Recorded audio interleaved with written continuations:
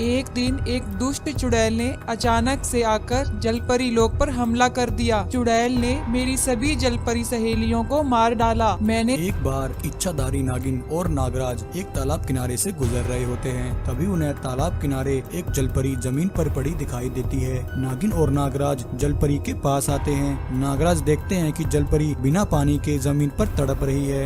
यह देखकर नागराज जलपरी को उठाकर वापस तालाब में छोड़ देते हैं। वापस तालाब में आकर जलपरी बहुत खुश होती है और नागराज से कहती है, शुक्रिया नागराज, आपने मेरी जान बचाकर मुझ पर बहुत बड़ा एहसान किया है।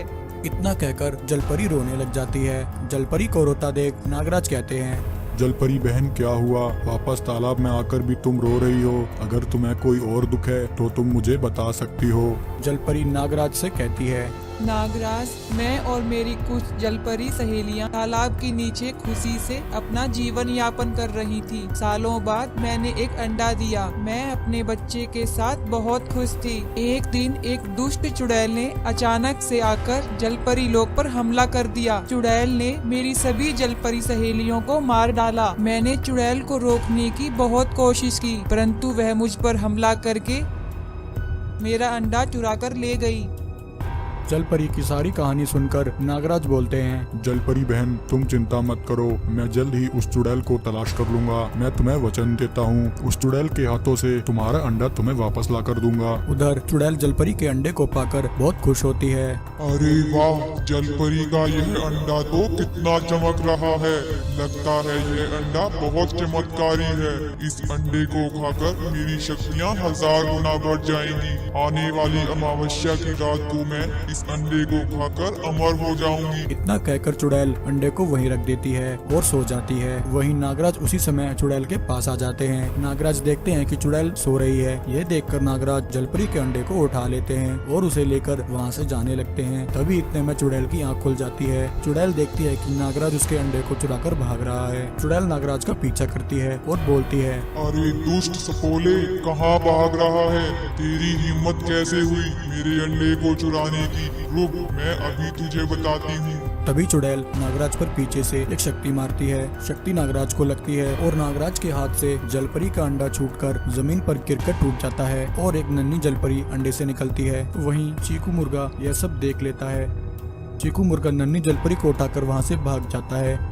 चुड़ैल जलपरी के अंडे को हर जगह तलाश करती है, परंतु उसे जलपरी का अंडा कहीं नहीं दिखता। यह देखकर चुड़ैल को बहुत गुस्सा आता है। वह नागराज को वहीं कैद कर लेती है। उधर चीकू मुर्गा जलपरी की बेटी को लेकर नागिन और जलपरी के पास आ जाता है और उन दोनों को सारी बात बता देता है। जलपरी अपनी बेटी को वापस पाकर बहुत खुश होती है, परंतु वहीं इच्छाधारी नागिन यह सुनकर कि नागराज को चुड़ैल ने कैद कर लिया है, वह बहुत उदास हो जाती है। तभी जलपरी कहती है, नागिन बहन, तुम परेशान मत हो। नागराज ने अपनी जान की परवाह न करते हुए मेरी बेटी मुझे वापस लौटा दी। मैं तुम दोनों की ऋणी हो गई हूँ। चीकू मुर्गे, तुम हम दोनों को इसी समय उस चुड़ैल के पास ले चलो। जलपरी और नागिन उसी समय चुड़ैल के पास आ जाती हैं। जलपरी और नागिन को एक साथ देखकर चुड़ैल बहुत घबरा जाती है और उन दोनों पर अपनी शक्तियों से हमला करती है, परंतु चुड़ैल की शक्तियों का उन दोनों पर कोई असर नहीं होता। यह देखकर चुड़ैल वहाँ से भागने लगती है। तभी जलपरी और नागिन अपनी शक्तियों से चुड़ैल की जीवन लीला वहीं समाप्त कर देती हैं और नागराज को चुड़ैल की कैद से आजाद करा लेती हैं। कुछ ही समय में वह डायन अपनी जादुई तंत्र विद्या से उन दोनों भूतिया बच्चों को बड़ा कर देती है। बहुत समय पहले की बात है। एक गांव में एक इच्छाधारी नागिन इंसानी रूप में रहा करती थी। वह नागिन गर्भवती थी। गांव वाले उस इच्छाधारी नागिन से बहुत प्यार करते थे। इच्छाधारी नागिन गांव वालों के लिए किसी मसीहा से कम नहीं थी, क्योंकि उसने कई बार गांव वालों को मुसीबतों से बचाया था। इच्छाधारी नागिन के गर्भवती होने की खबर से गांव में खुशी का माहौल होता है। अरे भाई, तुमने सुना क्या? हमारी इच्छाधारी नागिन जल्द ही एक नन्हे मुन्ने बच्चे को जन्म देने वाली है। हाँ भाई, यह तो बहुत ही खुशी की बात है। अरे बच्चों, क्या तुम्हें पता है तुम्हारा एक नया दोस्त आने वाला है? गांव वालों की यह सारी बातें एक डायन छिपकर सुन रही होती है। डायन कहती है, मैं ऐसा नहीं होने दूंगी। मैं इच्छाधारी नागिन के बच्चे को मार दूंगी। अगले दिन वह डायन ऐसा ही करती है। रात में जब इच्छाधारी नागिन सो रही होती है, डायन वहां आ जाती है और इच्छाधारी नागिन पर अपनी एक भयंकर शक्ति मारती है। इच्छाधारी नागिन को डायन की शक्ति लगने का एहसास नहीं होता है। अगली सुबह इच्छाधारी नागिन एक साथ 2 बच्चों को जन्म देती है, परंतु वे दोनों बच्चे भूतिया पैदा होते हैं। सभी गांव वाले यह खबर सुनकर घबरा जाते हैं। अरे भाई, यह क्या अनर्थ हो गया? यह बच्चे तो भूतिया हैं। भाई, अब हम क्या करें? गांव वाले उसी समय साधु बाबा को बुला लेते हैं। बाबा जी, इच्छाधारी नागिन के दोनों बच्चे भूतिया पैदा हुए हैं। अब आप ही बताइए, हमें इन बच्चों का क्या करना चाहिए? साधु बाबा कहते हैं, गांव वालों, इन बच्चों का गांव में रहना सही नहीं है। यह बच्चे हमारे गांव के लिए मुसीबत बन सकते हैं।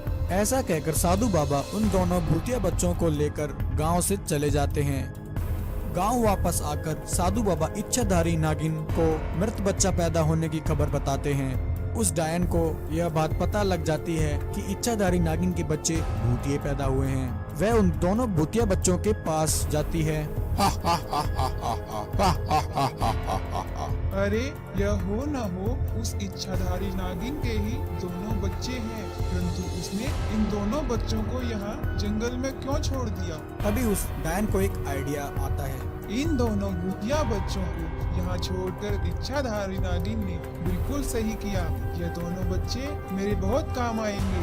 मैं इन दोनों बच्चों को पालकर बड़ा करूंगी और इन दोनों बच्चों को अपने शैतानी शक्तियाँ देकर उस इच्छाधारी नागिन से अपना बदला लूंगी। ऐसा कहकर वह डायन उन दोनों भूतिया बच्चों को लेकर अपनी गुफा में आ जाती है। कुछ ही समय में वह डायन अपनी जादुई तंत्र विद्या से उन दोनों भूतिया बच्चों को बड़ा कर देती है। डायन कहती है, मेरे प्यारे भूतिया बच्चों, अब वह समय आ गया है जिसके लिए मैंने तुम्हें शैतानी शक्तियों के साथ पाल पोस कर बड़ा किया है। अब तुम जाओ और उन गांव वालों को अपना गुलाम बनाकर मेरे पास लेकर आओ। मैं उस पूरे गांव पर राज करना चाहती हूँ। डायन की बात सुनकर वे दोनों भूतिया बच्चे उसी समय गांव पर हमला कर देते हैं और गांव वालों को अपना गुलाम बनाने लगते हैं और गांव वालों को पकड़ पकड़ कर अपनी डायन माँ के पास ले आते हैं। उन दोनों भूतिया बच्चों के आतंक से सभी गांव वाले परेशान हो जाते हैं और गांव के सरपंच के पास आते हैं। सरपंच जी, यह दोनों भूतिया बच्चे कौन हैं और यह हमसे क्या चाहते हैं? सरपंच जी, जल्दी कुछ कीजिए, वरना यह हम सभी गांव वालों को मार कर खा जाएंगे। सरपंच बोलता है, गांव वालों, मैंने साधु बाबा को बुला लिया है। अब वही हमें इस समस्या का समाधान बताएंगे। कुछ ही समय में साधु बाबा वहां आ जाते हैं। साधु बाबा अपनी तंत्र विद्या से सब कुछ देख लेते हैं कि वे दोनों भूतिया बच्चे वही हैं जो इच्छाधारी नागिन के घर पैदा हुए थे।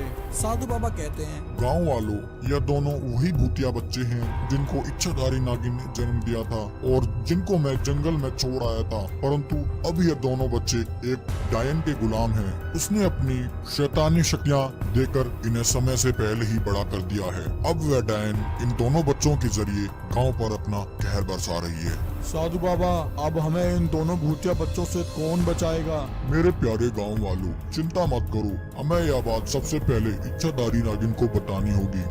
साधु बाबा उसी समय इच्छाधारी नागिन को वहां बुला लेते हैं और उन्हें सारी बात बताते हैं कि ये दोनों भूतिया बच्चे इच्छाधारी नागिन के ही हैं। साधु बाबा की बात सुनकर इच्छाधारी नागिन कहती है, साधु बाबा, अगर ये दोनों बच्चे मेरे ही हैं, तो गांव वालों, मैं आप सबको वचन देती हूँ, आप पर कोई मुसीबत नहीं आने दूंगी और इन दोनों भूतिया बच्चों और उस डायन की जीवन लीला समाप्त कर दूंगी। अगले ही दिन वह डायन उन दोनों भूतिया बच्चों के साथ गांव में आतंक मचाने आ जाती है।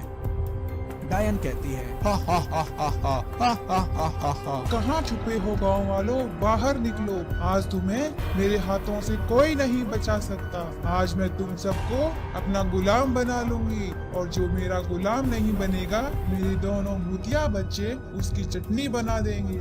उसी समय इच्छाधारी नागिन वहां आ जाती है। इच्छाधारी नागिन कहती है, ठहर जा डायन, अब तेरे पापों का घड़ा भर चुका है। तूने इन दोनों मासूम बच्चों को भी अपनी तरह शैतान बना दिया। आज मैं तेरी जीवन लीला समाप्त कर दूंगी। इच्छाधारी नागिन, तू मेरा कुछ नहीं बिगाड़ सकती। मेरे दोनों भूतिया बच्चे इसी वक्त तुझे अपना गुलाम बना लेंगे। मेरे बच्चों, पकड़ लो इस इच्छाधारी नागिन को और बना लो इसे अपना गुलाम। इतना कहते ही डायन और उसके दोनों भूतिया बच्चे मिलकर इच्छाधारी नागिन पर एक साथ हमला कर देते हैं। इच्छाधारी नागिन भी अपनी शक्तियों का वार उन पर करती है।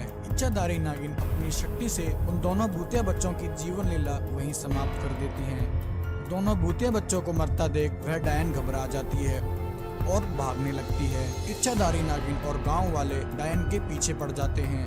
इच्छाधारी नागिन डायन पर अपनी शक्ति का वार करती है। शक्ति लगते ही वह डायन जमीन पर गिर जाती है और जलकर भस्म हो जाती है।